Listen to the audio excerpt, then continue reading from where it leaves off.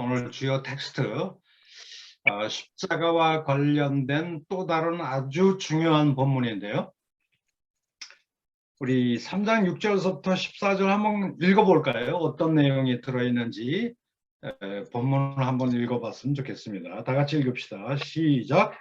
아브라함이 하나님을 믿음에 그것을 그에게 의로 정하셨다 함과 같으니라. 그런즉 믿음으로 말미암는 자들은 아브라함이 자손인 줄 알지어다.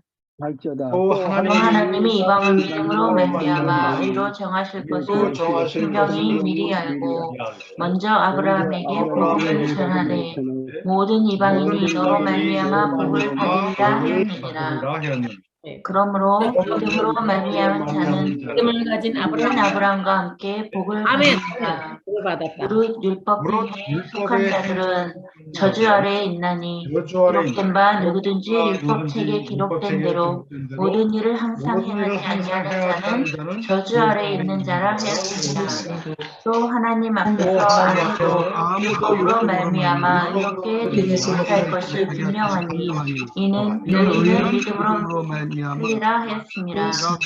율법은 믿음에서 난 것이 아니니 율법을 행하는 자는 그 가운데서 살리라 하였느니라. 그리스도께서 우리를 위하여 저주를 받은 바 되사 율법의 저주에서 우리를 속량하셨으니 기록된 바 나무에 달린 자마다 저주 아래 있는 자라 하였습니다. 이는 그리스도 예수 안에서 복이 이방인에게 미치게 하고 또 우리로 하여금 믿음으로 말미암아 성령의 약속을 받게 하려 합니다. 아멘. 아멘. 굉장히 좀 까다로운 본문이죠. 상당히 좀 어려운 본문인데요. 이 본문을 세 부분으로 나눌 수 있습니다. 6절서부터 9절까지 아브라함에 관한 이야기, 아브라함이 어떻게 하나님을 믿고 복을 받게 되었는지 아브라함에 관한 얘기를 하고 있고요. 그 다음에 이제 10절서부터 12절까지는 율법을 통해서 어떻게 저주가 임하게 되었는지를 얘기를 하고 있고요. 그리고 마지막으로 13절, 14절은 그리스도의 십자가를 통해서 어떻게 저주가 복으로 바뀌게 되었는지 이걸 설명하고 있어요. 그러니까 오늘 본문의 핵심 키워드를 세 가지를 든다면 아브라함에 관한 이야기, 그 다음에 율법에 관한 문제, 그리고 십자가에 관련된 문제, 이 세 가지가 논리적으로 이렇게 복잡하게 얽혀 있습니다. 그러면 3장 6절부터 9절까지 일단 아브라함에 관한 이야기를 좀 해야 되는데요. 여기에 키워드가 되는 것은 아브라함이 하나님을 믿음에 그것을 그의 의로 여기셨다라고 하는 이 구절을 통해서 7절에 그러므로 믿음으로 말미암는 자는 다 아브라함의 자손인 줄 알지어다. 아멘. 네. 그리고 아브라함의 자손은 유대인만 포함되는 것이 아니라 모든 이방인까지 다 포함하는 것이다. 네. 그리고 9절에 가보니까 그러므로 믿음으로 말미암는 자는 믿음이 있는 아브라함과 함께 유대인이나 이방인이나 아브라함처럼 믿기만 하면 다 복을 받게 돼 있다. 네. 이렇게 아멘. 그러니까 오늘 본문에 보면 복이라는 말이 네. 두 번에 언급돼요. 네. 첫째 8절을 보세요. 하나님이 이방을 믿음으로 말미암아 의로 정하실 것을 성경이 미리 알고 먼저 아브라함에게 복음을 전하되 모든 이방인이 너로 말미암아 뭘 받으리라? 복을 받으리라. 복을 받으리라. 이렇게 돼 있습니다. 너무 좋아요. 그리고 9절 말씀에 보면 그러므로 믿음으로 말미암는 자는 믿음이 있는 아브라함과 함께 뭘 받는다? 복을 받는다. 복을 받는다.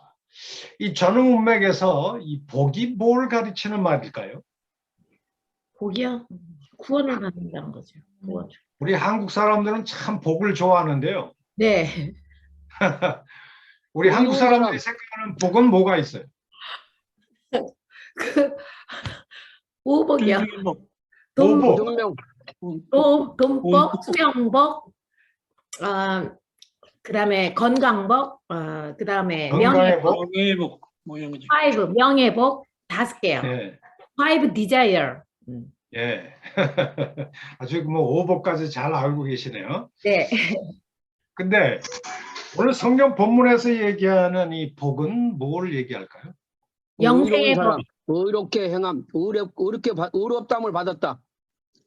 창세기나 이 갈라디아서 본문을 통해서 복이라고 하는 것이 뭘 지칭하는지 먼저 우리가 확정을 해야 되겠죠. 자, 8절을 보면 이방이 너로 말미암아 복을 받으리라 이렇게 얘기했는데 8절 바로 앞절에 이 이방인도 참여하게 될 아브라함의 복이 뭘까요? 8절 내에서 한번 찾아보세요. 하나님이 이방인들을 말미암아 의롭다 정하실 것을 성경이 미리 알고 라고 돼 있죠. 네.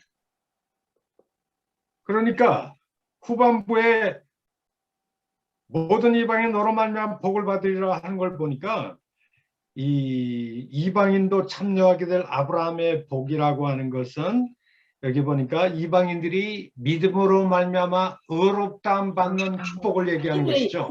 네. 칭의. 이신칭의의 축복. 자, 여기에 로마서를 우리가 같이 공부할 때에 의롭다함을 받다라고 하는 동사가 뭘 뜻한다고 제가 설명을 드렸죠? 의롭다. 대용서함. 의롭다함 받는다는 말의 원래 뜻이 뭐예요? 칭의. 죄가 없다. 칭인데 네. 죄가 없는 사람. 죄가 없는 사람. 아니, 네. 죄가 있지만 예수 그리스도 말미암아 죄 없는 사람으로 바꿔진 걸 말합니다. 네. 새 사람이 이걸 이제 법정적 칭의라고 얘기하는데요. 법정적 예, 칭의. 예. 이 법률적 배경을 지닌 수로라 이렇게 제가 들었잖아요. 네. 그러니까 하나님의 최고 재판정에 우리는 죄인으로 끌려왔어요. 네. 검사는 마귀야. 무슨 죄를 적어서 반드시 죽어야 돼요. 이렇게 판결을 내릴 때에 옆에 우리를 변호하시는 분이 누구죠? 예수님이요. 예수님이 네. 뭐 죄진 건 맞지만은 그 죄의 형벌을 내가 십자가에서 내가 스스로 다 담당했습니다. 대속. 네. 그래서 이 예수를 그 믿는 믿음 하나만을 보시고 내가 죄값을 다 치렀으니까 그냥 은혜로 값없이 의롭다고 해줘요. 저 아무개를 아무 죄가 없는 자처럼 의인인 것처럼 예. 여겨주십시오. 아멘, 아멘. 일종의 무죄 판결이라고 말할 수 있겠죠. 아멘. 아이고. 그래서 가끔 이제 칭의를 죄 용서의 개념과 동의어적으로 설명하기도 합니다. 왜? 하나님의 법정에서 우리의 모든 죄를 다 사면 처리한 거 아니에요? 사면 처리. 네. 그래서 죄가 없는 자처럼 땅 판결을 하는 거니까요. 그러면 결국 우리가 모든 죄가 사면 처리됐다라고 하는 것은 우리 죄가 모두 용서받았다는 것과 같은 뜻을 갖고 있죠. 네. 그래서 그 결과로 우리가 진노의 자식으로부터 하나님의 의로운 자녀처럼 우리의 법적 신분이 바뀌게 돼요. 네. 그것이 바로 칭이다. 네. 그러니까 정말 아브라함이 하나님을 믿음에 그것을 그의 의로 여기셨다. 그래서 이 다른 말로 말하면 그때 아브라함이 의롭담 받은 하나님의 자녀가 처음으로 됐다는 얘기죠. 구원받았다는 뜻입니다. 네. 그러니까 아브라함이 경험한 첫 번째 축복이 뭐죠? 믿음으로 값없이 의롭담 받아 하나님의 백성이 되는 축복, 구원받는 축복이죠. 네. 그리고 창세기를 보면은 아브라함에게 약속된 언약의 축복이 또 뭐가 있죠? 창세기. 하나님의 백성이 되는 축복. 내 후손을 하늘의 별처럼 많아지게 하겠다는 자손 번창에 대한 축복. 네. 그리고 가나안 땅을 유업으로 주겠다고 하는 땅의 축복. 땅의 축복. 네. 자손, 땅. 그리고 또 뭐가 있나요? 너를 모든 민족의 조상이 되게 하겠다는 축복. 네. 이런 축복들이 창세기에 언급되어 있는데 네. 갈라디아서 3장 14절 보면 아브라함의 축복이 또 하나가 언급돼요. 14절. 이는 그리스도 예수 안에서 아브라함의 뭐가? 동료. 복이 동료. 이방인에게 미치게 미치게 하고, 근데 이방인에게 흘러가게 된 아브라함의 복이 14절 후반전은 모와 평행을 이루고 있어요. 우리로 하여금 믿음으로 말미암아 뭘 받게 하렵니다? 성령의 약속을 받게 하렵니다. 성령의 약속을 받게 하려 합니다. 그러니까 아브라함의 복 속에 뭐가 들어있다고요? 약속에 성령의 약속. 성령을 받는 것. 아멘. 그러니까 지금 아브라함에게 약속된 언약의 축복을 지금까지 쭉 나열했는데요. 제일 중요한 근본적인 축복이 뭐죠? 자손 번성. 칭의. 하나님의 백성이 되는, 칭의를 받아서 하나님의 백성이 되는 축복. 네. 두 번째는 번창, 때는 뭐 가나안 땅에 자손. 들어가는 복. 자손 땅의 복. 번창, 가나안 땅, 약속의 땅인 가나안을 너와 네 후손에게 유업으로 주겠다고 하는 땅의 약속의 축복. 네. 근데 이 땅의 약속의 축복이 신약으로 오면서 종말론적으로 바뀌어서 구약의 이스라엘 백성 이스라엘은 가나안 땅을 유업으로 받는 거지만 갈라디아서 5장 여러분들 21절을 보세요. 거기 보면 뭘 유업으로 상속받는 축복이 언급됩니까? 뭘 유업으로? 땅. 투기와 수치함과 방탕함과 또 그와 같은 것들이라 전에 너희에게 경계한 것 같이 경계하노니 갈라디아서 5장 21절 이런 일들을 하는 자는 뭘 유업으로 못 받는다? 하나님의 나라, 땅을 하나님의 나라를 유업으로 못 받는다 이렇게 돼 있잖아요. 네. 그러니까 구약의 이 아브라함의 백성인 이스라엘 백성이 이 가나안 땅, 약속의 땅을 유업으로 받는 것이지만 이 땅의 약속이 신약으로 오면 종말론적으로 바뀌어서 뭘 유업으로 받는 축복으로 바뀌어요? 하나님의 나라, 하나님의 나라에. 하나님 나라, 하나님 나라. 천국을 유업으로 받는 축복으로 바뀌어요. 아멘. 아멘. 아멘. 그러니까 아브라함에게 약속된 언약의 축복, 첫 번째는 하나님의 백성이 되는 축복이죠. 믿음으로. 네. 두 번째는 하나님 나라 천국을 상속받는 축복. 네. 아멘. 그리고 3장 14절은 뭘 받는 축복? 성령의 약속, 14절에 성령의 약속, 성령의 약속을 받는 축복. 아멘. 그리고 이 축복에 지금 누가 참여한다고요? 우리 이방인이. 우리가 이방인도 오직 믿기만 하면 다 참여한다는 것이죠. 아멘. 뭐에 기초해서? 믿음. 유대인이나 이방인이나 관계없이 오직 예수 그리스도를 뭐하기만 하면? 믿음으로, 믿기만 하면 아브라함에게 약속된 이 중요한 축복들 있잖아요. 축복들. 이 축복들이 누구에게도 약속이 됐다? 이방인에게도. 이방인에게도 약속이 된 것이다. 이거죠. 네. 아멘. 그러니까 아브라함처럼 우리도 예수를 믿기만 하면 하나님의 백성이 칭의를 받아서 하나님 백성이 되는 축복을 받고 네. 하나님 나라 천국을 유업으로 받는 축복 그리고 약속된 성령을 받는 성령을 축복. 받고. 이게 다 아브라함의 자손인 우리 유대인뿐만 아니라 이방인에게도 다 약속된 축복이래요. 네. 그런데 10절에 들어오면 갈라디아 3장 10절에 들어오면 대란간의 아브라함의 축복에 대한 얘기를 하다가 10절에 들어와서는 율법 문제를 끌고 들어와요. 근데 율법을 통해서는 복이 들어왔나요? 저주가 들어왔나요? 저주, 율법을 통해서는 저주가 들어오게 됐다는 얘기입니다. 네. 그래서 10절 말씀을 보세요. 무릇 율법의 행위에 속한 자들은 다 뭐 아래 있다? 저주 아래, 저주 아래 있는데 기록된 바 여기 이제 그 신명기에 있는 구절을 인용을 하면서 신명기 몇 장 몇 절을 인용하고 있냐면 여기 그 27장 26절. 신명기 27장 26절을 인용하면서 율법의 행위에 속한 자는 저주 아래 있느니 기록된 바 신명기가 얘기하듯이 누구든지 율법책에 기록된 대로 온갖 일들을 항상 행하지 않으면 저주 아래 있는 자다. 여러분, 네. 율법도 축복을 약속합니까? 안 합니까? 약속하죠. 저기 어떤 사람에게 축복을 약속하죠? 구약에서. 네. 율법을 행하는 자에게는 복을 주신다고 했잖아요. 일단은 율법. 자, 구약의 신명기나 이런 구절들을 보면 네. 하나님이 이스라엘 백성에게 율법을 주셨어요. 네. 근데 율법을 행하는 자와 율법을 불순종하는 자, 행하지 않는 자에게 각각 뭐를 약속하고 있죠? 행하는 자에게는 복을 주고, 네. 율법을 행치 않고 반역하고 거역하는 자에게는 화와 저주를 임하게 하겠다. 또 율법을 행하는 자에게는 살리라, 생명을 약속하고 있어요. 이 말씀은 저기 3장 12절에도 언급되어 있어요. 율법은 믿음에서 난 것이 아니라 율법을 모하는 자는 3장 12절. 행하는 자는 그 가운데 뭐 할리라?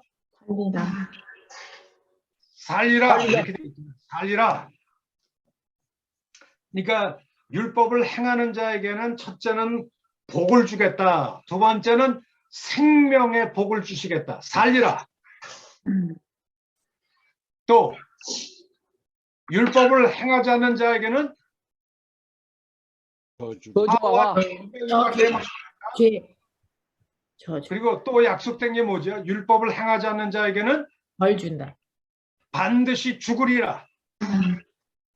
죽음에 대한 약속이 언급되어 있어요. 그러니까 율법은 형식적으로 보면 율법을 행하는 자에게는 복을, 율법을 행하지 않는 자에게는 저주를, 율법을 행하는 자에게는 생명을, 율법을 행하지 않는 자에게는 사망과 죽음을, 이렇게 율법이 약속을 합니다.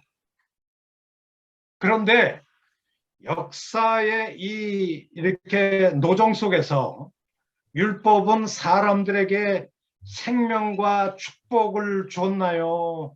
저주와 죽음의 도구만 됐나요? 저주와 죽음의 도구. 왜 그럴까요? 그거 다 제대로 지킬 수가. 그러니까는 그게 율법을 무슨 원칙에 의해서 복이 임하느냐 하면 10절, 갈라디아 3장 10절에 뭐라고, 누구든지 율법책에 기록된 대로 모든 일을 항상 뭐하지 않으면, 항상 행하지 않으면, 여기 두 가지가 강조되어 있어요. 모든 일, 뭐 한두 가지 지켜서 되는 게 아니라 온갖 일들, 온갖 계명들 다 지켜야 되고요. 그리고 항상 행해야 된다 이거예요. 만약 그렇지 않으면 저주가 임하게 된다라고 하는 것이죠.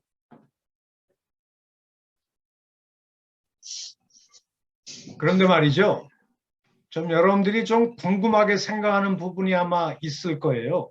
구약 신명기나 이런 것들을 읽어보면 하나님이 이스라엘 백성에게 율법을 주시면서 축복을 약속하셨어요. 행하면 복을 주리라. 들어가나 나가나 떡반죽 그릇에 정말 떡반죽이 넘치게 되고 이방인들에게 임하게 될 온갖 온역과 질병이 임하지 않게 되고 열방의 머리가 될지언정 꼬리가 되지 않게 만들겠다. 그리고 원수가 꼬랑지를 치고 다 도망갈 것이다. 그리고 열방에 임하게 될 온갖 온역들을 다 피하게 만들어주겠다. 율법을 지켜. 그러면 복을 주고 너희들이 날이 장수하게 될 거야. 이렇게 얘기를 하셨단 말이에요. 네. 근데 하나님이 율법을 주셨을 때는 이스라엘 백성이 율법을 완벽하게 지킬 거를 기대하고 주셨을까요? 아니면 이스라엘 백성도 율법을 범하게 될 걸 미리 알고 주셨을까요? 범하게 될 걸 미리 알고 주셨습니다. 범하게 될 걸 다 아셨겠죠. 네. 그래서 율법을 범하게 됐을 때에 임하게 될 저주를 피하고 그들의 죄를 속죄하는 길을 만들어 두셨죠? 네. 그게 뭐예요? 십자가. 교사. 아, 그게 제사 제도예요. 구약이 제사. 제사 제도. 네, 제사. 네, 구약에서는. 네. 그러니까 구약의 제사 제도는 네. 이스라엘 백성이 율법을 완벽하게 다 지키지 못할 걸 하나님이 미리 아시고 네, 네. 부지불식간에 네. 실수로 율법을 범했을 때에 하나님은 정말 자비가 많으셔서 얼마든지 용서받을 수 있는 길을 제사를 통해서 제사법을 통해서 열어두셨다는 거예요. 그러니까 구약에도 죄를 용서받을 수 있는 길이 있어요, 없어요? 있었어요. 제사를 통해서. 그러니까 구약의 제사법이 참 많았잖아요. 그러니까 제사를 지내면 다 용서받을 수 있는 길이 생기는데 오늘 갈라디아서 본문을 보면 율법을 통해서는 저주만 왔다. 율법의 행위에 속한 자들은 다 저주 아래 있다. 누구든지 율법책에 기록된 대로 온갖 일을 항상 행하지 않으면 저주가 작동되게 돼 있어. 그래서 모든 사람이 율법 아래 있는 사람이 율법에 속한 자들은 예외 없이 다 저주 아래 있어. 이 얘기가 조금 이상하지 않아요? 구약에도 제사법이 있는데 왜 저주에 떨어집니까?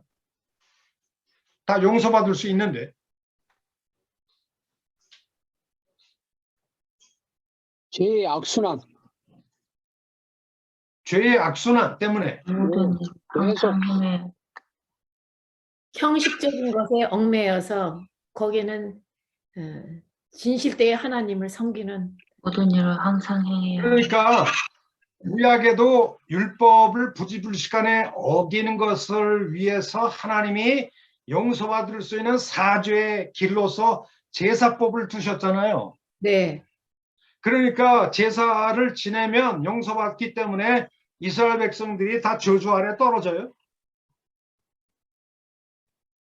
용서받았는데 얼마든지 사죄의 은총을 겪을 수 있는데 제사만 지내면. 근데 바울은 율법에 속한 자들이 왜 다 저주 아래 있다 예외 없이. 그러므로 유대인들이 제사법이 있음에도 불구하고 다 죄 아래 있다고 선포하는 이유가 뭐죠? 네. 모든 율법으로는 구원을 받을 수 없기 때문에요.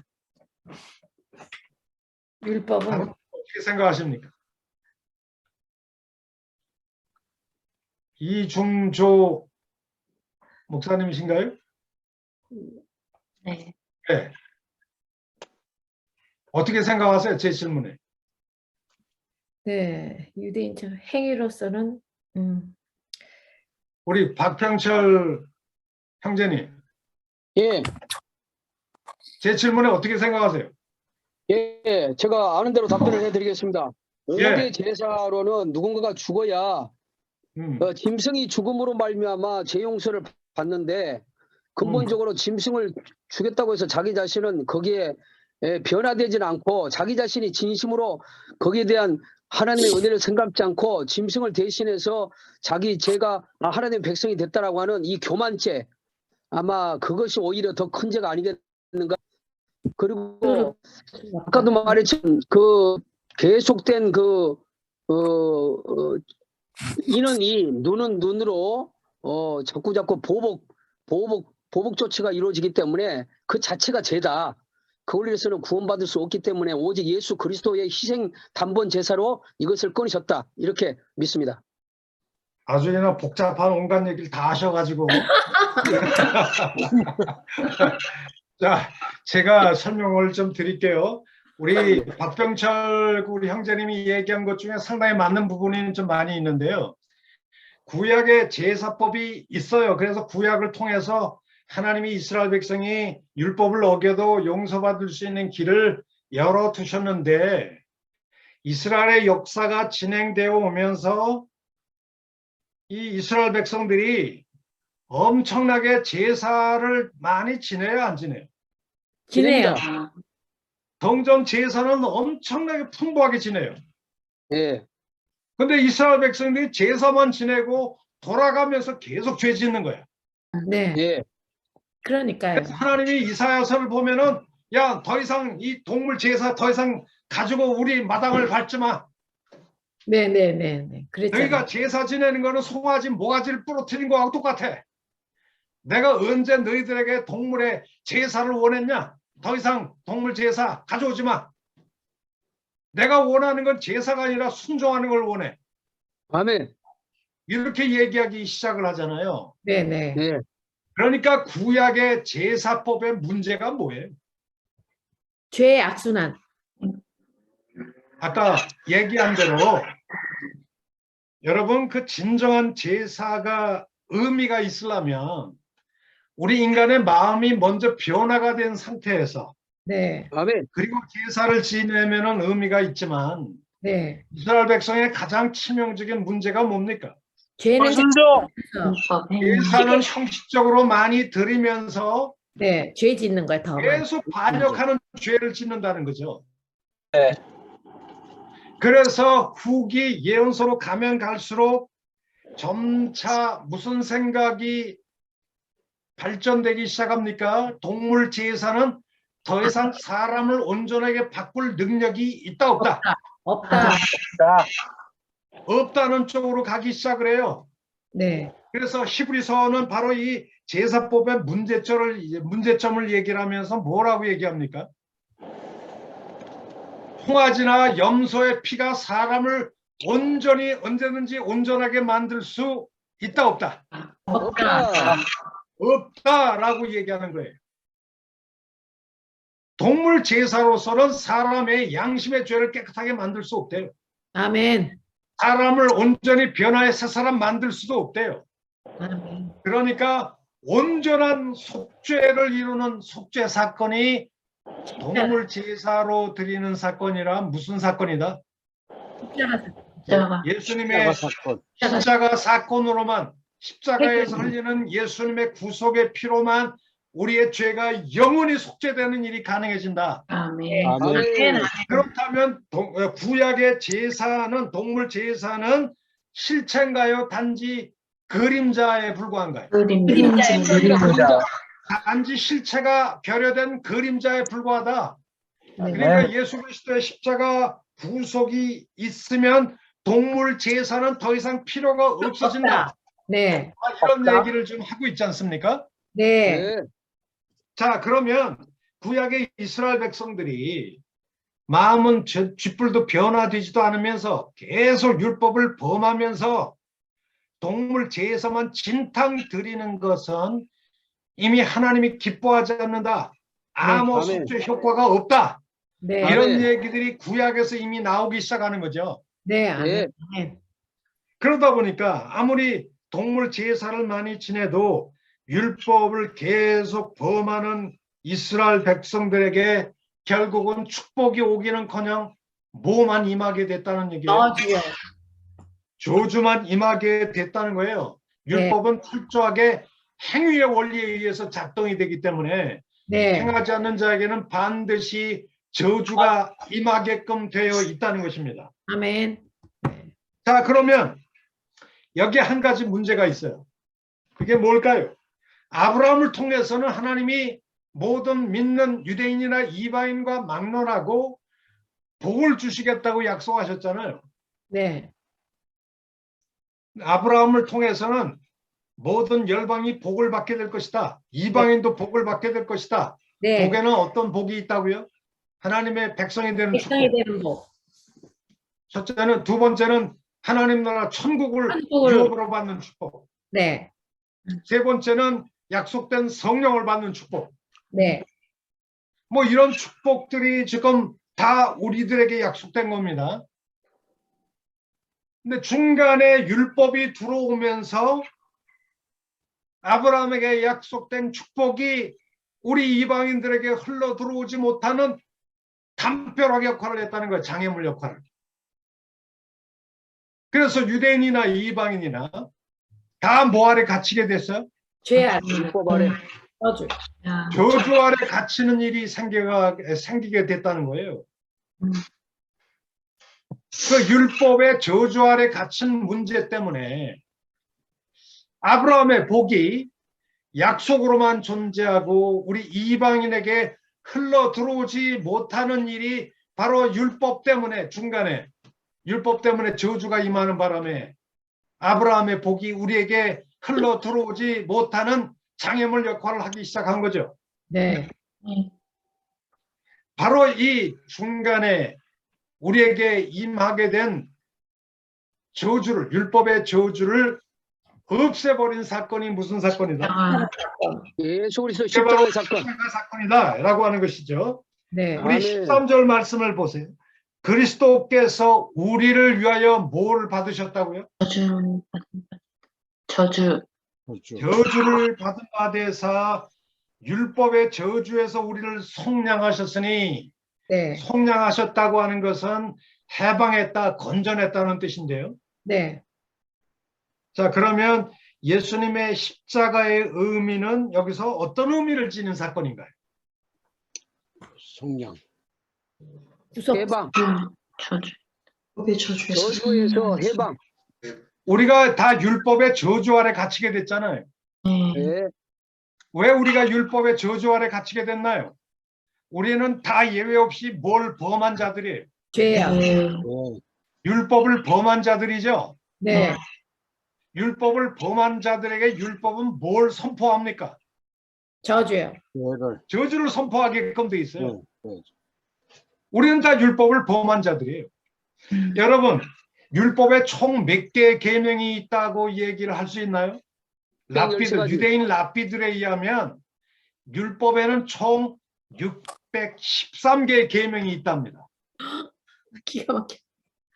그 613개의 계명 중에도 추리고 하면 가장 핵심되는 10개의 계명이 뭐죠? 십계명. 바로 십계명이죠. 네. 근데 십계명을 둘로 이렇게 추리면 뭐가 되죠? 위로는 뭘 사랑하고? 하나님 사랑, 하나님을 사랑하고, 옆으로는 이웃을 사랑. 이웃을 내 몸처럼 사랑하라 라고 하는 것이죠. 우리가 율법의 근본 정신이 위로는 하나님 사랑, 네. 옆으로는 이웃 사랑. 이웃사랑.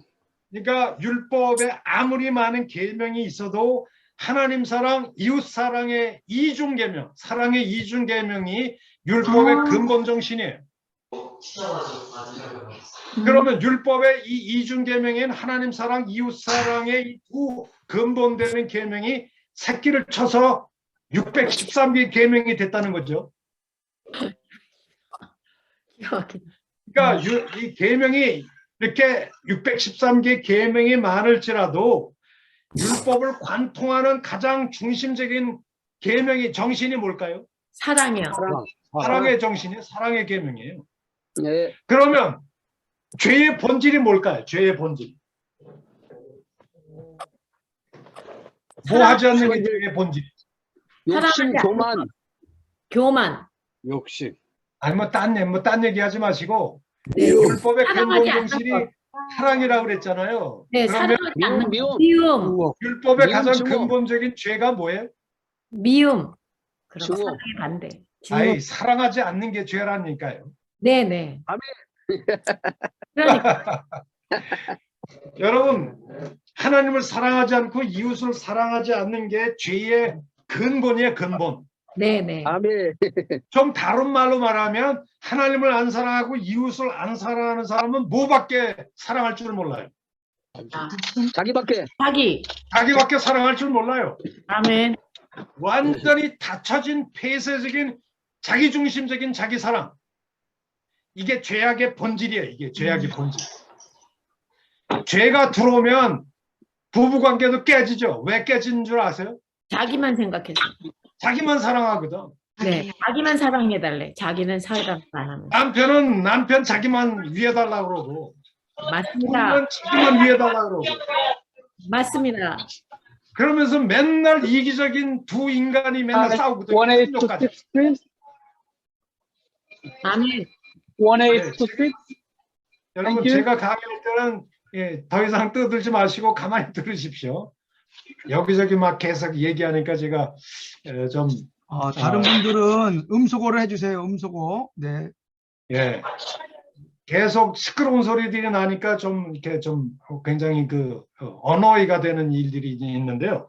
어쨌든 죄의 본질은 하나님을 사랑하고 이웃을 사랑하지 않고 오직 자기밖에 사랑할 줄 모르는 이 닫혀진 자기심 중심적인 극도의 이기적인 자기 사랑, 이게 모든 죄의 근원의 뿌리다,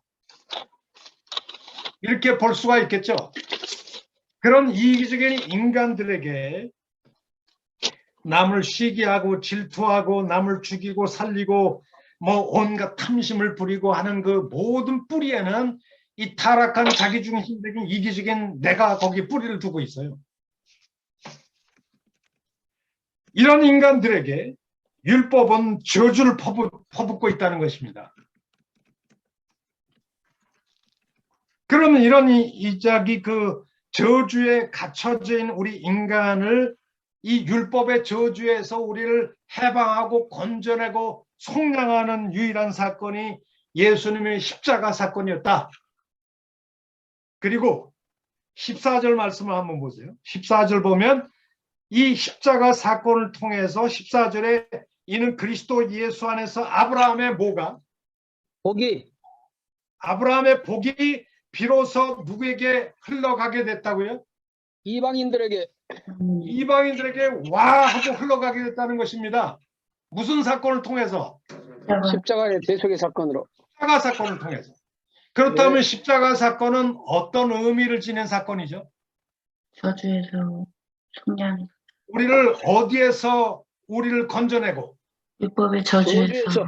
율법의 저주에서 우리를 해방시킨 사건이 십자가고, 동시에 아멘. 아브라함에게 본래 약속된, 이방인에게도 약속된, 아브라함에게 약속된 이 축복이 누구에게 흘러 넘어오게 만든 사건. 이방인들, 예수를 믿는 모든 이방인들에게 흘러 넘어오게 만든 사건이죠. 그러니까 십자가는 저주는 제거하고 우리에게는 뭐를 받게 만든 사건이다? 받는 사건. 축복을 받게 만든 사건이다. 네. 아멘. 그래서 십자가를 통하지 않고서는 율법의 저주에서 벗어날 길이 있다 없다? 없다. 절대 없어요. 절대. 아멘. 아멘.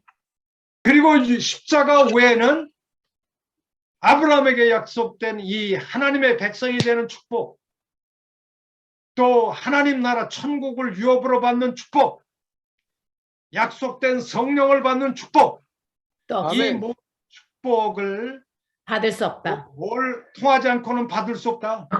예수 그리스도 십자가를 통하지 않고는 이 축복을 절대 못 받는다는 얘기죠. 아멘. 그러니까 우리는 평생 뭐밖에 노래하고 찬양할 것이 없어요. 십자가. 예수 그리스도의 십자가. 십자가 내게 무한 영광일세.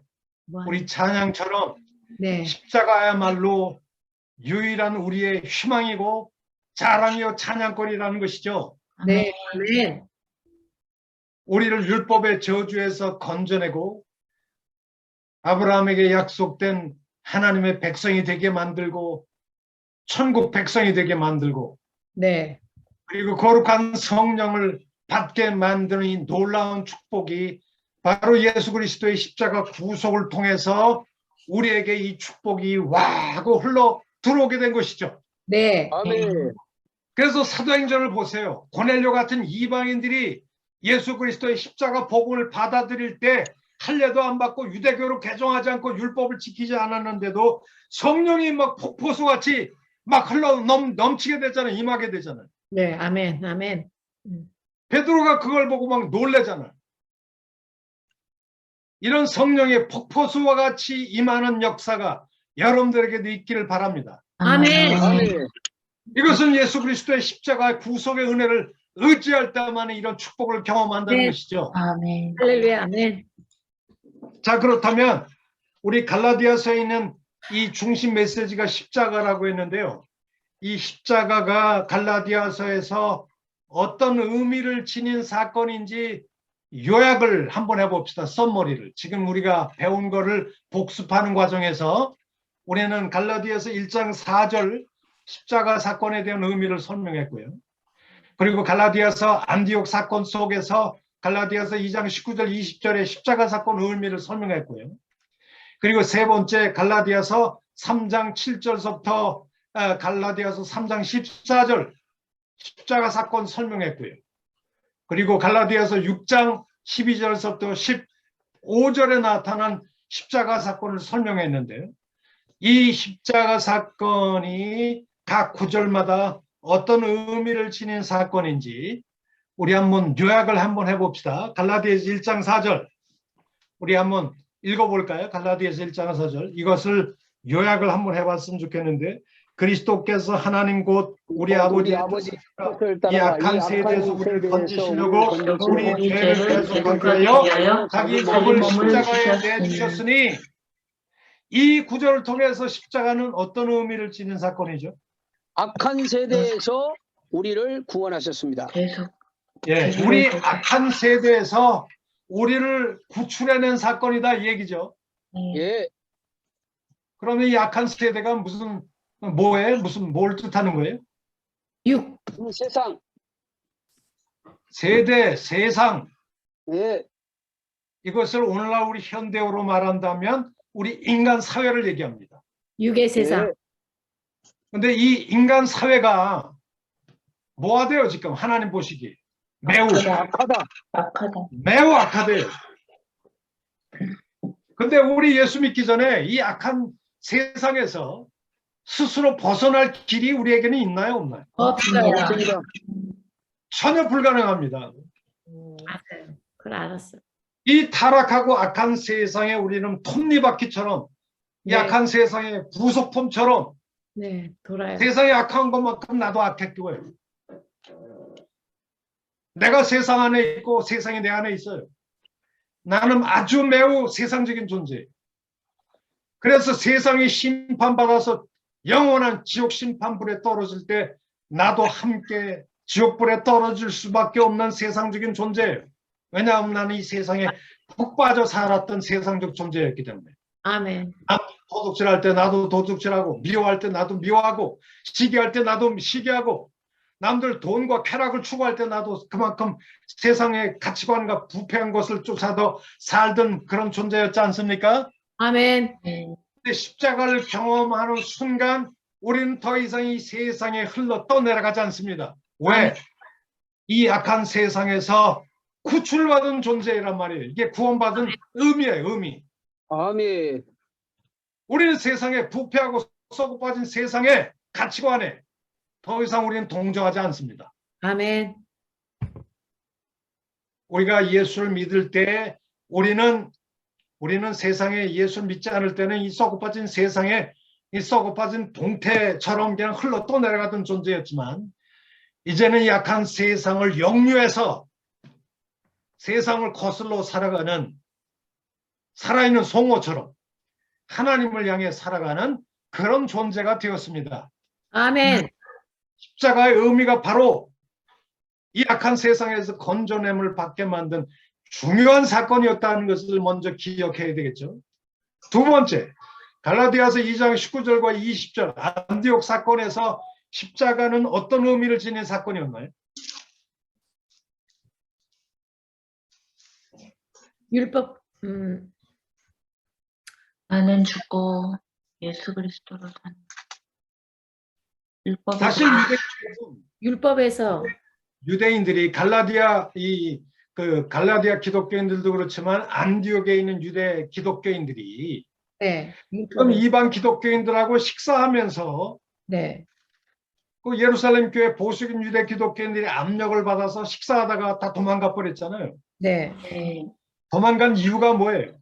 아무리 예수를 믿어도 너희들이 할례를 받고 유대교로 들어와서 율법을 지키고 유대인처럼 살지 않으면 음식법 지키고 절기고 이런 거 안 지키면 너희들 온전한 하나님의 백성으로 여길 수 있다 없다? 없다. 없다 그러면서 이방 기독교인들을 죄인 취급하고 따돌리고 식사도 안 하고 이런 태도를 취했지 않습니까? 네. 바로 이런 태도에 대해서 예수님의 십자가의 의미는 어떤 의미를 지닌 사건이죠? 더 이상 율법에 묶여서 율법 지향적으로 유대인처럼 살아가는 그런 삶의 방식은 더 이상 하나님을 향해서 살아가는 삶의 방식이 기다 아니다. 아니다. 아니다. 아멘. 나는 그 율법 지향적인 삶에 대해서 그리스도와 함께 십자가에 못 박혀 뭐 했다? 죽었다. 더 이상 율법의 의식법적인 삶의 방식, 유대인적인 삶의 방식이 더 이상 하나님의 백성의 삶의 방식을 규정할 수 없다는 겁니다. 네. 아멘. 그 유대인처럼 살아가면서 음식법 지키고 절기 지키고 이런 놈들이 유대인으로서 살아가는지는 모르지만은 그런 놈들이 지금 다 뭐 아래 있다? 죄 아래.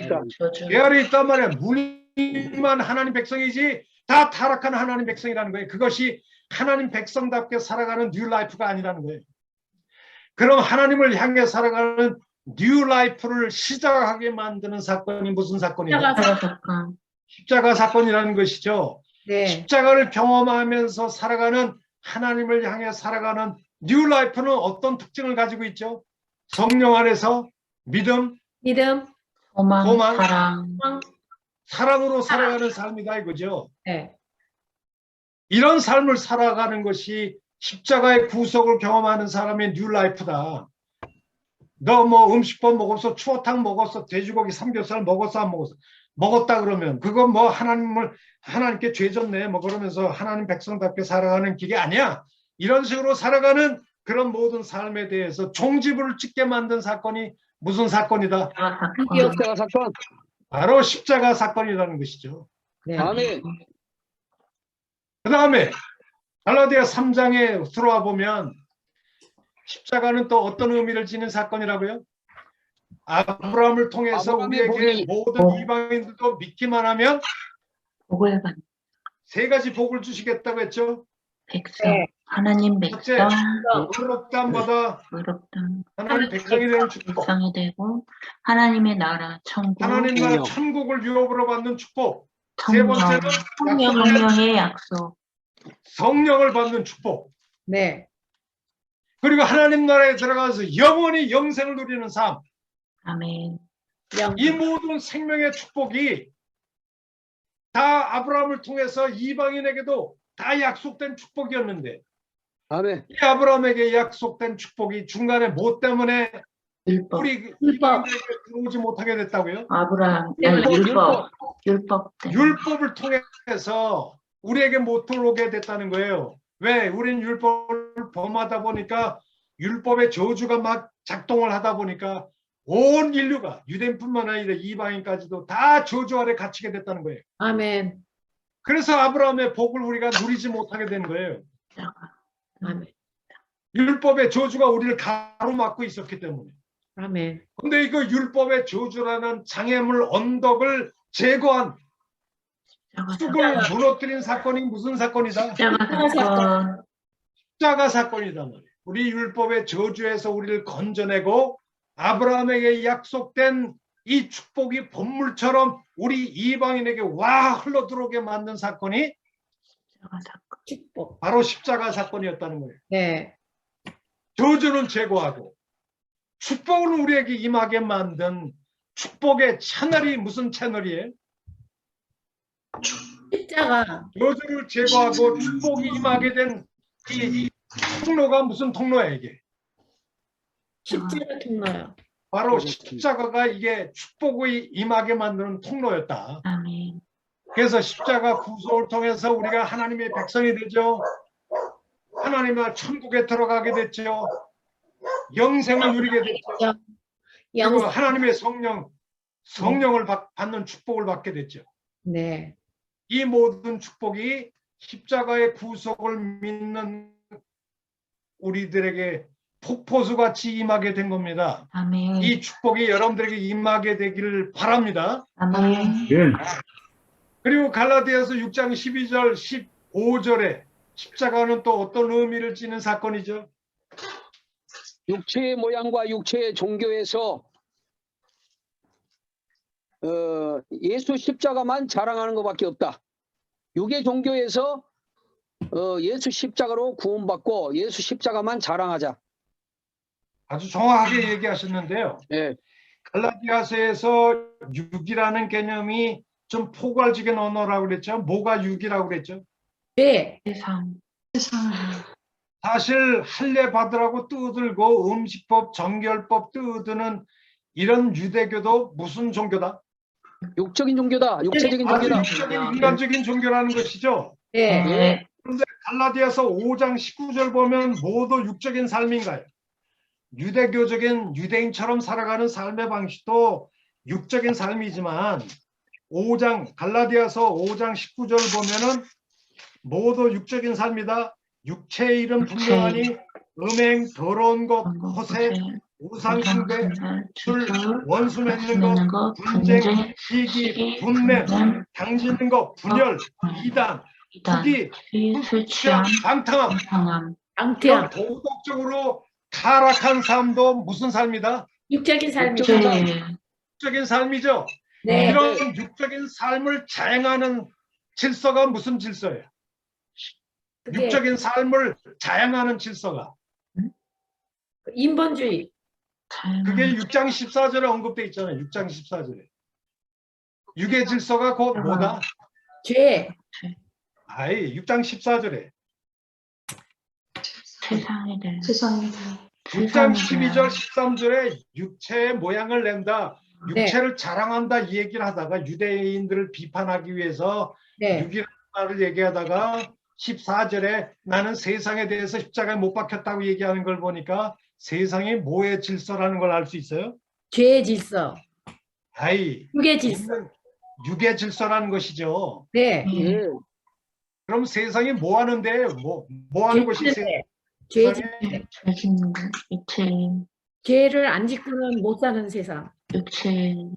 한마디로 육체의 일, 음행하고 더럽고 우상숭배하고 시기하고 남 죽이고 살리고 술 취하고 방탕하고 간음하고 네. 이런 모든 육적인 삶을 자행하는 질서가 세상이에요. 세상. 네. 이 세상에 육의 질서인 세상, 이 세상에는 유대교도 포함되어 있었는데 네. 유대교도 아주 육적인 세상적인 종교니까요. 그리고 도덕적으로 타락한 삶을 사는 것도 육의 질서인 세상인데요. 이 세상에 대해서 나는 십자가에 못 박혀 죽었대요. 네. 그리고 나서 15절에 세상에 대해 육의 질서인 세상에 대해서 내가 죽었다고 얘기를 하면서 15절에 바울이 뭐라고 얘기하죠? 십자가의 구속을 경험한 사람은 더 이상 할례 받았냐 무할례 받았냐 이런 구분으로 더 이상 특정화될 수 없고 중요한 것은 오직 새로 지으심을 받은 새 피조물만 중요하다는 거 아니에요? 네. 그럼 새 피조물이 언제 되죠? 세상에 대한 죽음을 경험하고 새 창조 질서로 새 피조물이 되게 만드는 사건이 무슨 사건이에요? 십자가 사건이라는 거죠. 십자가 사건. 바울이 십자가밖에 자랑하지 않는 이유가 뭐예요? 옛 세상에 대한 나의 죽음을 경험하고 이제는 새로운 피조물이 되게 만든 사건, 새로운 천국 질서로 들어가게 만든 사건이 바로 십자가다. 그렇기 때문에 나는 뭐밖에 자랑할 게 없다. 십자가밖에 자랑할 게 없다. 아멘. 유대교는 바로 이 세상에 포함되어 있는 세상적인 종교죠. 이 세상적인 종교인 유대교에 대해서 나는 죽었대요. 십자가 못 박혀서. 그럼 예수의 십자가를 경험해야만이 새 피조물이 되고 새 사람이 되고 새 존재가 될 수 있는데 이 새 피조물의 삶의 뉴 라이프의 스타일의 특징이 뭘까요? 그것이 5장 5절 6절에 이미 말씀을 드렸죠. 성령 안에서 믿음을 따라 믿음, 소망, 사랑 그의 소망을 기다리고 사랑으로 역사하는 믿음뿐이니라. 믿음을 가진 자, 성령 안에서 믿음, 소망, 사랑으로 살아가는 존재, 이것이 십자가를 구속한 새 피조물의 뉴 라이프 스타일이죠. 그러니까 진정한 십자가 구속을 믿는 사람에게 너 할례 받았어 안 받았어? 이런 거 따질 필요가 없대요. 유대교적인 삶의 방식에 대해서는 나는 영원히 종집을 찍었다는 거예요. 오늘 이 말씀을 우리에게 적용을 하게 되면 여전히 우리는 육의 질서인 세상에서 세상 자랑하고 육체 모양이나 내고 육체나 자랑하고 뭐 그런 삶을 살고 있겠죠. 우리 아파트가 100평 아파트다. 나 서울대 나왔다. 우리 아버지가 거부다. 목사님이다. 나 루이비통 샀다. 나 경상도 사람이야. 뭐 호남 사람이야. 지금 교회 가보면 맨날 경상도 호남 싸워요. 네. 우리 총신대학교 갔는데요. 이 원우 회장 뽑으면 다 목사 되기 위해서 들어왔는데도 원우 회장을 뽑으면 호남 애들은 호남 애만 찍고 경상도 애들은 경상도 애만 찍어요. 우리가 남이가 그러면서. 이게 다 무슨 삶의 방식이에요? 아주 육적인 삶의 방식들이죠. 이런 육적인 삶의 방식들에 대해서 나는 뭐 했대요? 십자가에 못 박혔다. 십자가에 못 박혀 죽었대요. 이런 삶의 방식을 쫓아가는 것들이 다 이것이 세상적인 삶의 방식이에요. 유대인들도 똑같았어요. 그런데 그런 삶의 방식이 오늘날 우리 목사들에게도 있는 것 같아요. 저도 우리 동기 목사들 중에 총회장 된 사람도 있고 그런데 많아요. 목사들끼리 이렇게 만나면 뭘 자랑하는 줄 아세요? 제일 많이 자랑하는 거. 나 200억 들여서 교회 건축했어. 네, 교회 성도수 교회 건축. 그런 거 자랑하지 말래. 그러면 그런 거 너무 자랑해버리면 개척교회 뭐 같은 동기 목사 중에도 가난한 목사들도 많은데 그럼 뭘 느낄까요? 그러면 이질감 느끼고 나도 악착같이 그냥 교회 부흥시켜야 되겠네. 뭐 그런 거 자랑하지 않겠어요? 제 집사람이 있는데요. 이 청라에 제 집사람 친구들이 있어요. 다 예수를 믿는 권사하고 뭐 그런데 만남에 이 권사라는 사람들이 맨날 자기 아들 스카이 나왔다고 자랑하고 여의도 증권사에서 뭐 10억 번다 그러고 뭐 그런 거 자랑하고 있어요. 너무 그런 걸 자랑하길래 우리 집사람이 이제는 그런 거 자랑하지 말고 우리 모임을 이제 예수님만 자랑하는 모임으로 바꿉시다. 아멘. 아멘. 그렇게 얘기했더니 다들 그냥 고개를 숙이더래요. 권사 뭐 집사 그러면서 뭐 맨날 자랑하는 그런 거 너무 뭐 한 번 자랑할 수는 있겠죠. 뭐 내 아들이 뭐 내가 뭐 서울대 나와서 뭐 한 번쯤은 자랑하는데 맨날 자랑하는 것도 여러분 자랑을 너무 많이 하는 게 죄입니까 아닙니까? 죄예요. 죄입니다 이게. 로마서에 그렇게 나와 있어요. 죄라고. 네.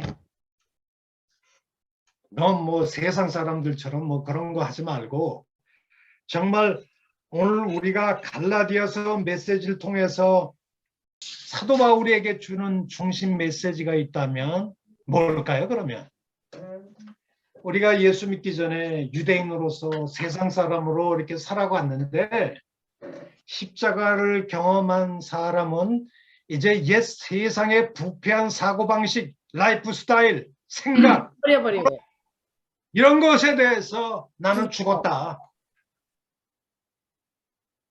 내 생각도 나의 삶의 방식도 이제 새로워졌다. 나는 새로운 피조물이다. 아멘. 나의 자랑은 십자가밖에 자랑할 게 없다. 아멘. 이것이 오늘날 우리가 갈라디아서를 배울 때 우리에게 주시는 중심 메시지가 아닐까.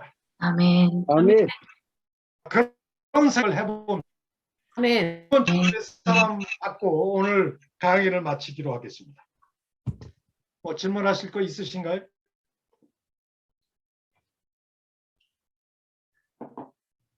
갈라디아서 공부하면서 조금 의문된 것, 뭐 질문하고 싶으신 것. 교수님, 사실 갈라디아, 예, 지금 제가 좀 궁금한 게 있어요. 예, 누구신가요? 교수님이 굉장히 깊이 강의를 해주셔서 예, 굉장히 좋습니다. 저기 깨달은 게 많아졌는데요. 제가 누구신가요? 송재희 목사입니다. 아, 그러세요? 예, 송재희입니다. 예, 송 목사님. 예, 뭘, 반갑습니다. 나 예, 얼굴 뵐 기회가 있으면 좋겠습니다. 할렐루야, 저도 그렇습니다. 예, 예. 제가 하나 질문하는데요.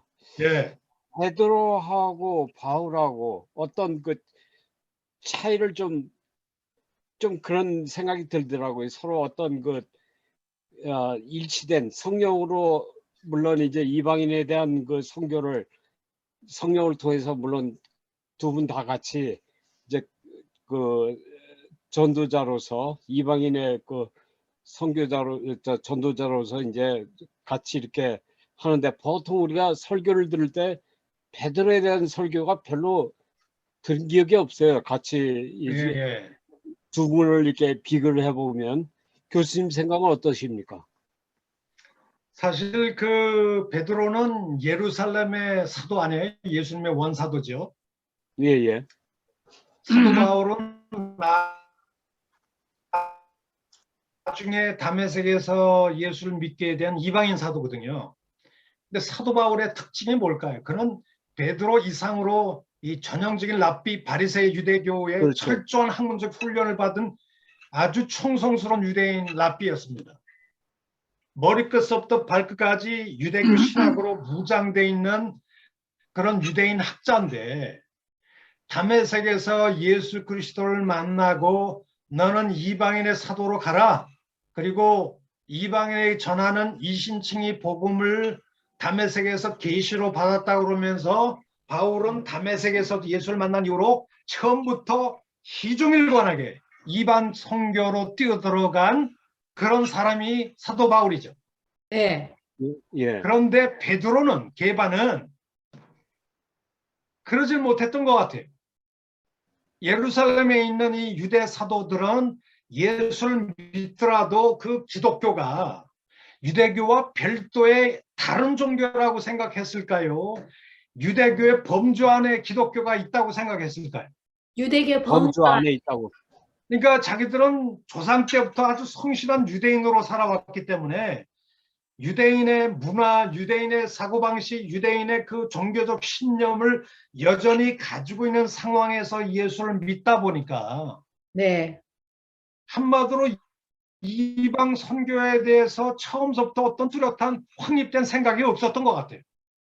네. 뭐 예를 들면 예수님은 너희가 성령이 임하면 너희가 권능을 받고 예루살렘과 유대와 사마리아와 땅 끝까지 가라. 예수님이 그렇게 명령했음에도 불구하고 사도행전을 보면은 이방 땅으로 갑니까 안 갑니까? 예루살렘에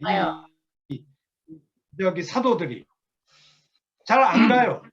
몇 장까지 안 갑니까? 맨날 자기들끼리 예루살렘에 모여서 떡을 떼고 예루살렘의 성전에 모여서 자기들끼리 뭐 집회하고 은혜 받고 이렇게 한 것이 몇 장까지 안 가죠? 이방 땅으로. 7장 스데반 순교 사건 때까지 1장, 2장, 3장, 4장, 5장, 6장, 7장에 이르기까지 이방 땅으로 간 흔적이 없어요. 그런 의미에서 예루살렘 교회는 모범적인 교회입니까? 예수님 말씀에 거역한 교회입니까? 거역한 교회. 어떤 사람은 초대 예루살렘 교회가 아주 모델 케이스의 모범적인 교회라 생각하는데요. 사실 그런 면이 없잖아 있지만 예수님의 명령을 이행하지 못한 상당히 유대주의적인 그 베타주의 울타리 안에 갇혀 있는, 선민주의 베타주의 울타리 안에 갇혀져 있는 그런, 어떻게 보면 좀 불순종하는 교회가 예루살렘 교회였다, 이렇게 볼 수가 있겠죠. 그러면 이 예루살렘 사도들이, 베드로가 이방인 지역으로 비로소 찔끔찔끔, 처음에는 그런 생각도 없다가 찔끔찔끔 넘어가게 된 계기가 무슨 사건인가요? 가장 결정적인 사건. 고넬료 백부장. 그거보다도 스데반 순교 사건이죠. 네. 스데반. 스데반 순교 사건을 통해서 엄청난 박해가 예루살렘에 불어닥치니까 하나님이 예루살렘의 유대 기독교인들을 다 흩어버린 겁니다. 그래서 비로소 사마리아 전도를 최초로 한 사람이 어느 집사예요? 사마리아 전도를 최초로 한 사람. 빌립 집사입니다. 네. 예. 그런데 빌립이 사마리아에 가서 사마리아 선교를 지속적으로 한 것도 아니에요. 그냥 단기 선교팀 하나 딱 보내놓고는 거기서 끝나버려요. 더 이상 안 가요. 그래서 하나님께서 이 예루살렘 사도들의 이 사고방식을 뜯어고쳐 줘야 되겠다 생각해서 일어난 사건이 무슨 사건이죠? 예루살렘 사도들의 이 배타적인 생각을 뜯어고치기 위해서 일어난 사건이 무슨 사건? 다음에 아니 그게 있었던 게 고넬료 사건인데 네. 이 에서 기도하고 있을 때 보자기 속에 부정한 짐승들이 내려왔는데 그 부정한 짐승들을 잡아먹으라고 했잖아요. 네. 나는 부정한 짐승을 먹은 적이 없나이다. 그랬더니 하나님이 내가 이미 깨끗하게 했으니까 잡아먹으라. 그 네. 보자기 속에 들어있는 부정한 짐승이 누굴 상징한다고요? 그 이방인이요. 이방인들을 상징한다. 그 고넬료의 그 환상 사건을 통해서 고넬료가 베드로에게 온 거 아닙니까? 그래서 그 고넬료 그 꿈의 환상의 이야기를 통해서 하나님이 이방인 집 고넬료 집에 가기 위해서 이런 환상을 보내줬구나 깨닫고 베드로가 무슨 생각도 없이 원래 베드로는 이 empty head person이에요. 정말 머리가 좀 텅 빈 사람이죠. 뭐 깊이 생각을 한 사람이 아니란 말이에요. 그래서 하나님이 가라 그러니까 그냥 생각 없이 간 겁니다. 고넬료 집에. 근데 말씀을 전하는데 뭐 고넬료 집에 그냥 억수로 그냥 성령이 폭포수같이 임하는 거예요. 그걸 통해서 하나님께서 이 할례를 받고 유대교로 개종하지 않은 사람에게도 성령을 부어주시는구나. 하나님이 이방인도 예수를 믿으면 성령 부어주시고 자기 백성 삼으시는구나 하는 것을 베드로가 깨닫게 된 시점이 언제라고요? 고넬료 사건에서 안디옥. 사도행전 10장의 고넬료 사건입니다. 네. 예. 그런데 그렇게 깨달았으면 확실하게 깨달았어야 되는데 그 이후에 안디옥 사건이 일어났잖아요. 네. 안디옥 사건 때 이방 기독교인들하고 막 식사하고 있었는데 예루살렘 쪽에서 아직도 그 꼴통 그 유대 기독교인들이 뭐 베드로가 이방인들하고 막 식사한대. 그러니까 막 자극을 받아서 조사하기 위해서 뿔딱지 나서 조사하러 왔잖아요. 네. 그러면 바울과 같으면 무서워했을까요? 안 무서워했을까요? 안 무서워했죠. 안 무서워하고 원칙대로 무슨 소리야? 이방인도 예수 믿으면 다 하나님이 자기 백성 삼아 너희들 유시하다. 그렇게 하면서 복음의 진리대로 막 갔을 사람이 바울인데 네. 베드로의 특징이 뭐예요? 갈짓자로 왔다 갔다 하는 게 베드로의 특징이에요. 네. 예수님 부인. 오른쪽으로 치면 왼쪽으로 도망가고 왼쪽에서 막 누가 뭐라 그러면 오른쪽으로 도망가는 게 베드로거든요. 네. 그러니까 예루살렘 쪽에서 누가 와서 막 야단치니까 식사하다가 그냥 뒷문으로 나 화장실 그러면서 뒷문으로 도망간 사건이 안디옥 사건 안에 이런 내용적으로 볼 때 예루살렘 사도들이 처음부터 이방 선교를 해야 되겠다는 생각이 있었을까요? 없었을까요? 없었어요. 별로 없어요. 하나님이 핍박을 통해서 어떠 터지게 만드니까 찔끔찔끔 갔다가 그래도 안 가니까 뭐 단기 선교팀 뭐 빌립을 통해서 사마리아 전도도 한 번 딱 하다가 끝나고 그래도 생각이 안 바뀌니까 고넬료 사건을 통해서 아예 생각 자체를 바꿔놔야 되겠다. 그런 생각을 하면서 예루살렘 사도들은 조금 찔끔찔끔 그러면서 나중에 점차 이제 사도행전 15장에 예루살렘 공예를 통해서 바울을 통해서 예수를 믿게 된 이방 기독교인들도 하나님의 백성이다. 그들에게 유대인들의 음식법, 할례 이런 거 강요할 필요 없다. 이걸 공식적으로 공인한 때가 사도행전 15장에 나오는 예루살렘 공의회에 가서야 이 원칙이 인정이 돼요. 그러니까 베드로와 바울의 차이가 뭘까요? 바울은 다메섹 도상에서 예수 그리스도를 만나서 이방 선교로 가라 그러니까 이방 선교의 이신층이 복음을 가지고 처음부터 확신을 가지고 쫙 끌어들여서 뛰어들어간 사람이 누구라고요? 바울이요. 바울. 이게 바울입니다. 참 바울은 멋진 사람이죠. 네. 그리고 이런 부분에 대해서 타협이 있나요? 없나요? 없어요. 몸에 칼이 들어와도 답이 없죠. 네. 타협이 없어요. 네. 나중에 삐딱하게 행동하는 베드로 막 야단치잖아요. 네. 베드로 형님 일어나 보셔. 스탠드 플리즈. 나하고 두 번째 예루살렘에 갔을 때 나하고 복음의 핵심적인 내용에 대해서 다 합의했지 않습니까? 합의한 내용을 왜 깨트리고 엉뚱한 짓 합니까? 라고 막 야단치는 사람이 바울이죠. 그러나 베드로는 좀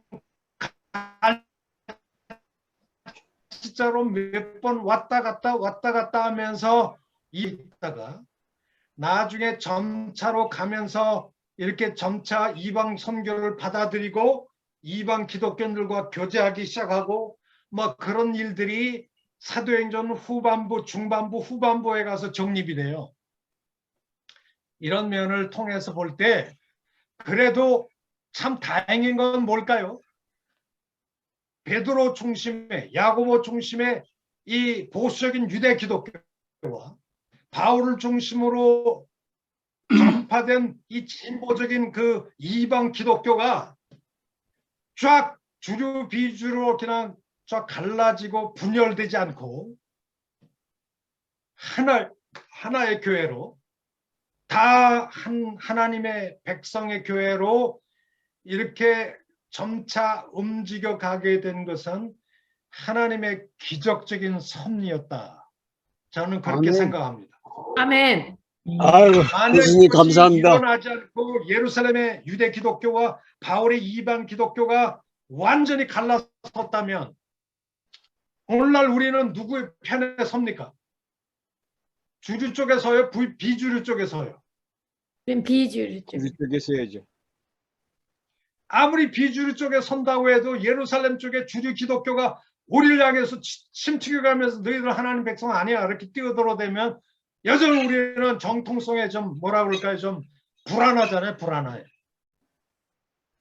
그런데 하나님의 섭리 가운데서 갈라디아서 2장에 보면 자기가 이방 가운데 전파하는 이 이신층의 복음을 예루살렘 사도들에게 제출했을 때 예루살렘 사도들이 돋보기 가지고 바울의 이신층의 복음을 쭉 읽어본 다음에 오케이.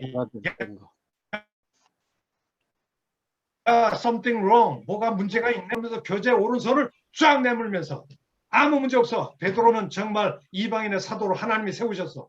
그의 메시지는 정당한 메시지야. 이걸 인정한 사람이 누구라고요?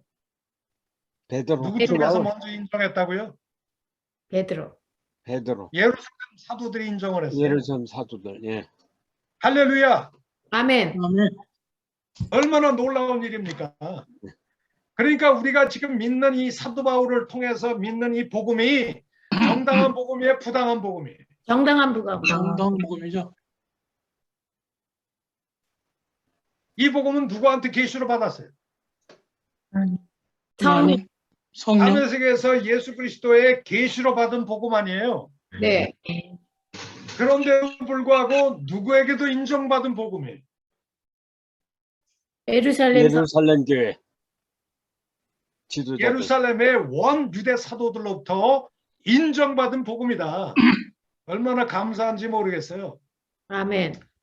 하나님의 섭리로 이 모든 것들이 좀 중간에 옥신각신한 면도 없잖아 있지만 그래도 우리가 전해받은 이 복음이 예루살렘 원 예수님의 제자들과 사도들을 통해서 합법성이 인정받아서 오늘 이 복음을 우리가 만 세상에 전파할 수 있게 된 것 하나님께 감사합시다.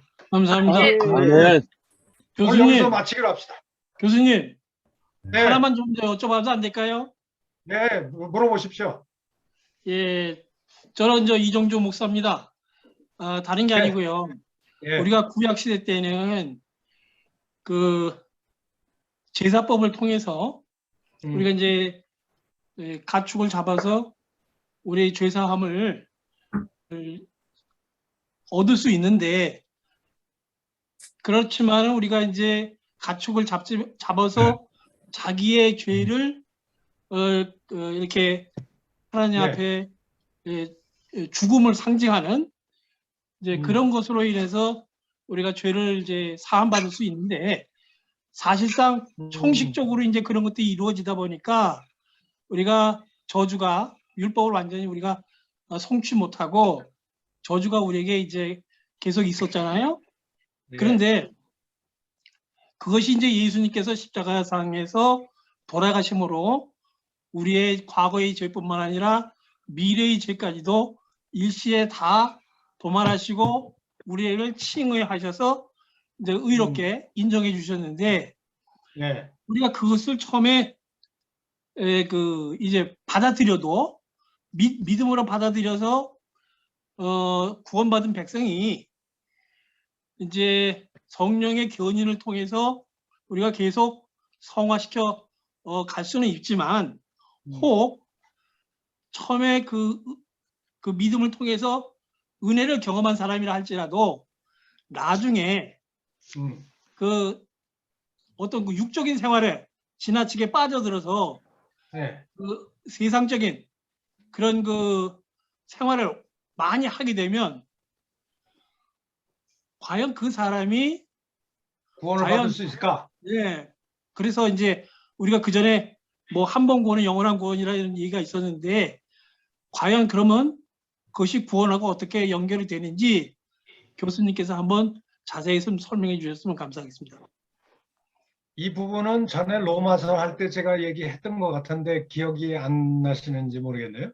아, 제가 좀 현창하게 들었나 봐요. 우리 그 목사님은 지금 어느 교단의 목사님이세요? 저희 총신이죠. 아, 총신이세요? 예. 저하고 칼빈주의네요. 예. 근데 제가 전에 말씀을 드린 것처럼 하나님은 자기 백성, 진정한 참 백성을 버리시는 일이 없잖아요. 예. 그리고 예수 그리스도의 십자가 구속은 영원한 효과를 가지고 있고, 네. 그리고 예수를 한번 믿고 참으로 중생한 사람은 하나님은 절대 안 버리세요. 저는 그렇게 아멘. 믿어요. 근데 문제는 역사적인 현실을 볼 때 예수를 믿는 것처럼 보이는데 타락하고 교회를 떠난 사람들이 많아요, 적어요. 많아요. 많이 있죠. 굉장히 많거든요. 네. 예. 저도 그 총신대 대학을 다닌 적이 있었는데요. 네. 예. 목사가 되기 위해서 신학과에 들어와서 같이 공부하던 친구인데 제가 군대를 갔다 오고 나서 그 친구가 더 이상 없더라고요. 제 친구인데. 예. 근데 저는 나중에 일반 대학을 다니기 위해서 일반 대학으로 이제 편입해서 옮겨갔습니다. 근데 그 대학의 그 술집에서 그 총신대 옛날 다니던 친구가 그 술집에서 나오더라고요. 깜짝 놀랐어요. 지도 놀래고 나도 놀래고. 술집에서 왜 나오냐 그랬더니 지가 민망한지 나는 더 이상 예수 안 믿기로 했다. 자기가 스스로 고백을 하더라고요. 예. 그러니까 실상 역사적으로 타락하는 사람들이 굉장히 많아요. 믿는 척하다가. 교회를 다니고 형제라고 불리는 사람들 중에 예. 이렇게 타락하는 사람들이 많은데 뉘우침이 없이 회개도 없이 계속 습관적으로 죄를 짓다가 만약 어떤 사람이 죽는다면 천국 갈까요? 못 갈까요? 못 가요. 못 갑니다. 100% 못 갑니다. 아멘. 근데 못 가는 이유가 뭘까요? 처음에 예수를 믿고 구원을 받기는 받았는데 중간에 똑바로 살지 못하고 불순종하는 바람에 이미 은혜로 얻었던 구원을 박탈당하고 빼앗겨서 못 들어가는 겁니까? 아니면 이 사람은 그렇게 회개하지 않고 끝까지 습관적으로 죄 짓는 거 보니까 처음부터 참되게 중생한 사람이 아니었을 수도 있다라고 해서 못 들어가는 건가요? 두 개 다 해당되는 것 같아요. 두 번째. 아니죠. 후자가 맞죠. 후자가. 두 개가 아니고요. 후자가 맞습니다. 그 사람은 처음부터 참으로 공부하는 중생한 사람이라고 볼 수가 없어요. 아멘. 그렇습니다. 중생한 사람은 죄를 지면 죄를 지을 수 있지만은 반드시 언젠가 뭐 하게끔 돼 있어요? 해결되어 있습니다. 회개하게끔 돼 있어요. 아멘. 죄를 아파해요. 아멘. 그렇죠. 눈물을 흘리게끔 돼 있어요. 아멘. 절대 죄를 습관적으로 자기 짓다가 한 번도 뉘우치지도 않고 그냥 가는 사람은 없어요. 그런 사람은 반드시 그 천국 못 갑니다. 못 가는 이유가 뭐냐면 중생한 사람이라고 볼 수 없기 때문에 못 가는 거예요. 그러나 중생한 사람은 다윗처럼 그렇게 심각한 죄를 지을 수는 있지만은 다윗처럼 철저하게 언젠가 뭐 하게끔 돼 있다. 회개를 하게끔 돼 있다. 아멘. 회개만 해도 그는 천국 갈 자격이 충분히 있다. 저는 그렇게 생각해요. 그래서 우리 기독교를 은총의 복음이다. 그렇게 얘기해요. 아멘. 아멘. 교수님, 예. 제가 이제 교수님 그 말씀에 전적으로 저도 동의하고 같이 생각을 하는데요. 근데 근래에 우리 기독교 지도자들의 많은 그 부패상, 기독교 적으로 굉장히 성공했다고 하시는 분들이 반기독교적인 행태, 이런 것이 저는 이해가 좀 안 돼서 여쭤본 거거든요.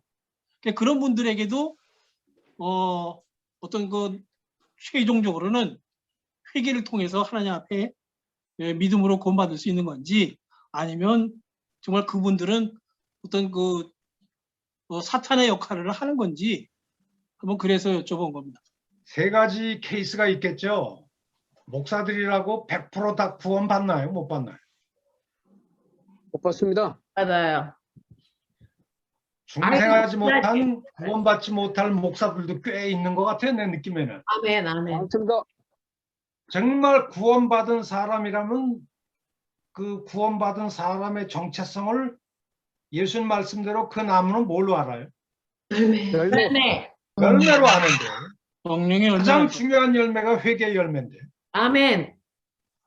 회개도 없이 계속 습관적으로 이렇게 죄를 짓고, 그리고 뭐 설교는 습관적으로 뭐 단상에서 하긴 하는데 단상에서 내려와서는 계속 쾌락이나 쫓고 성적인 범죄를 갖다가 뭐 이렇게 습관적으로 짓고 돈이나 사랑하고 은밀하게 죄를 계속 짓고 뭐 그렇게 하다가 가는 목사들도 있거든요. 네. 나는 심각하게 그 사람이 중생한 사람인지 의심해야 된다고 봐요. 예수님 말씀대로 진정한 중생한 사람은 그 열매로 한다. 회개의 열매, 그리고 무엇보다도 중요한 것이 성화의 열매죠. 순종의 열매고. 네. 우리가 순종했다고 천국 가는 건 아니에요. 구원받는 건 아니에요. 그러나 은혜로 구원받은 사람은 반드시 성화의 과정을 거쳐서 천국에 들어가게끔 돼 있기 때문에 아멘. 아멘. 우리는 성화의 그 과정을 거쳐서 아멘. 아멘. 순종의 과정을 거쳐서 아멘. 천국에, 그래서 예수님 뭐라고 말씀합니까? 나더러 주여 주여 하는 자마다 천국에 못 들어가고 하늘에 계신 내 아버지의 뜻대로 행하는 자라야 천국에 들어간다. 처음에 구원받는 것은 은혜로, 행위와 관계없이 은혜로 구원받습니다. 그러나 이미 은혜로 구원받은 사람은 구원의 본질 자체가 변화의 새 사람이 되는 거기 때문에 아멘. 새 사람이 된다면, 새 생명을 가진 존재라면 거룩한 성화의 삶으로 열매로 나타날 수밖에 없어요. 정도의 차이는 있지만 네. 가장 마지노선은 회개의 열매예요. 회개. 아멘. 이런 열매를 맺어가는 과정에서 천국에 들어가는 존재, 이것이 우리 그리스도인이기 때문에 사도 바울이 빌립보서에서 뭐라고 그랬죠? 너희의 구원을 두렵고 떨림으로 너희 구원을 완성하라. 이루라. Work out your own salvation. 순종으로 너의 구원을 이루어 성취해내라. 구원은 은혜의 선물이기도 하지만 우리가 책임을 가지고 순종을 통해서 work out, 성취해내야 될 과제이기도 합니다. 우리 한국교회는 은혜의 선물만 강조하지 책임을 가지고 순종을 통해서 실현해야 될 과제로 주어진 것이다라고 하는 걸 별로 설명을 안 하는, 이게 좀 문제인 것 같아요. 이 부분은 나중에 여러분들과 또 만날 때 뭐 좀 설명할 수 있으면 좋겠습니다. 오늘 여기서 마치기로 하죠. 네, 감사합니다. 자, 우리 다 같이 우리 교수님 너무 수고하셨는데 박수 한번 드립시다. 네, 감사합니다. 그리고 화면들 다 끼세요. 화면들 다 끼시고 다 출석 체크하겠습니다.